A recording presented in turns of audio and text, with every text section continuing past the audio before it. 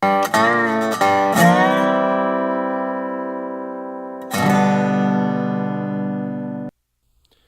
and welcome to Coffee with Craig. This is where we talk about all things relating to firearms, Second Amendment advocacy, when it comes to movies, politics, policy, you name it. Please take a second. Go ahead and like and share this video feed so that your friends can join in the conversation. So today we're going to be talking about state advocacy. Now, for some reason, the groups like the Brady Campaign, the Everytown, you name it, they've decided that they're going to go after state legislatures. And they're not just sticking to the traditional haunts like, California or New York or New Jersey. They're actually going after states where the Second Amendment, quite frankly, is valued, where actually people believe in the Second Amendment. One such state would be the state of Virginia. Now, in the state of Virginia, they have a new governor. His name is Governor, let me look here, it's Ralph Northam. Northam? Yeah, Ralph Northam. Now, if you want to get an idea of where Mr. Northam stands on the Second Amendment, let's just watch one of his campaign commercials.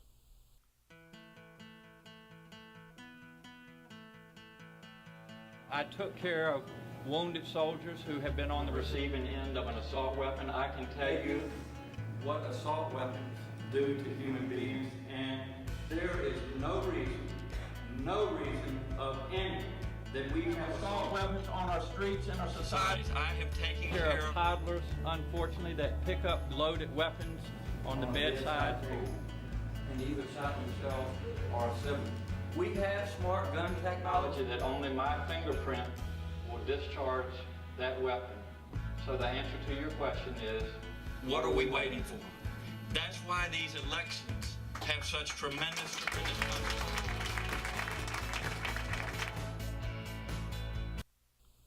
Okay, so you guys have an idea of where he's coming from. And, first of all, I just want to say that I have an issue with, with quite frankly, people who use the veteran card. Don't get me wrong. I believe that if you have served our country and served our country honorably in our armed services, then that is a very important aspect, because it demonstrates that you are willing to give and sacrifice of yourself largely in order to benefit and protect us as a country and protect the rights and the liberties of others. But here's a case of an individual who, and I'm just gonna guess, and I could be completely and utterly wrong. There may be military doctors out there who've worked in the armed forces, who've been deployed, who have used a weapon and pulled it, who have actually spent time in the trenches, actually with a firearm defending our rights. But I'm gonna just guess that this is an individual who, based on other comments that he's made, literally has no real understanding of firearms. The very fact that he wants to compare the military assault rifles, which is basically fully automatic rifles, that he wants to compare those to firearms that are available for civilians to be able to own and purchase. The fact that he thinks they're the same thing demonstrates a severe lack of knowledge and understanding, and people believe him because, he has that term veteran on his campaign poster. The very fact that he believes that smart gun technology is actually something that is plausible and workable. I would love for him to be to be deployed and put out there with a firearm that is equipped with smart gun technology. And see, matter of fact, I would love for him to talk to people who are actually, whether it's law enforcement or those in the military, who depend on their firearm to be able to protect and defend themselves and their those who are with them, and ask them what they think about smart gun technology.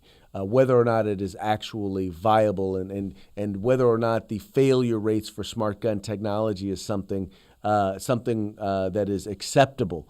I severely doubt it. I severely doubt it. Anyway, so Governor Northam actually decided that he was going to introduce some firearms legislation, some anti-gun legislation. And the very, very cool thing that I will say that occurred was that literally all of it was shot down within 3 hours.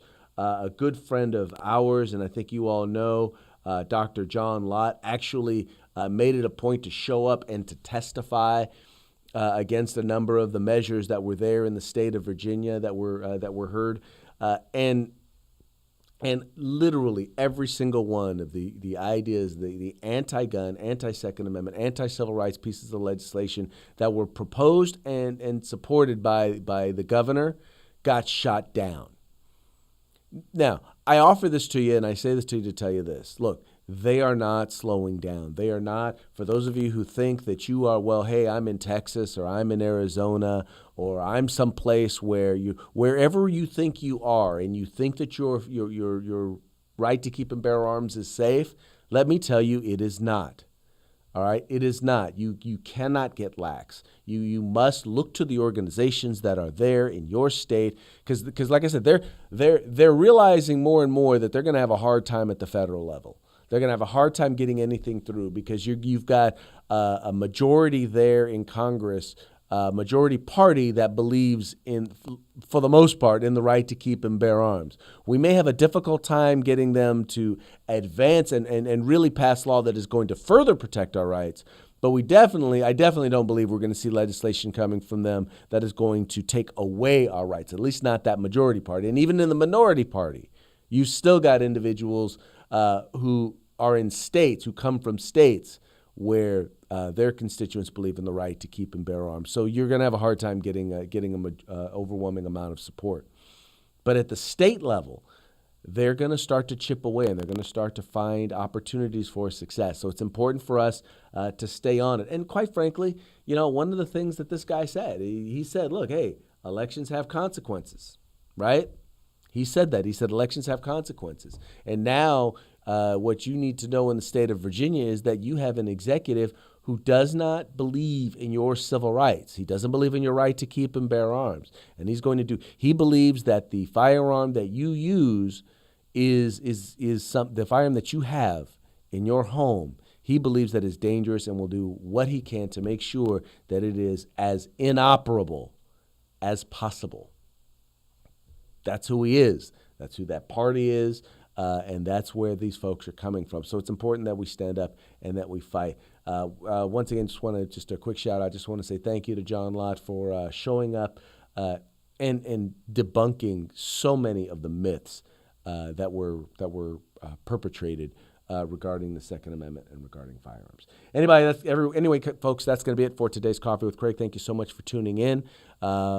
Please make sure to like and share these videos. Share our YouTube channel, our Facebook page, our Twitter feed with everyone that you know. Let them know. Firearms Policy Coalition, we are the home in the fight for civil rights. Got to use them or we're going to lose them. You guys have a good weekend. If you like our videos, follow, subscribe, like, and share.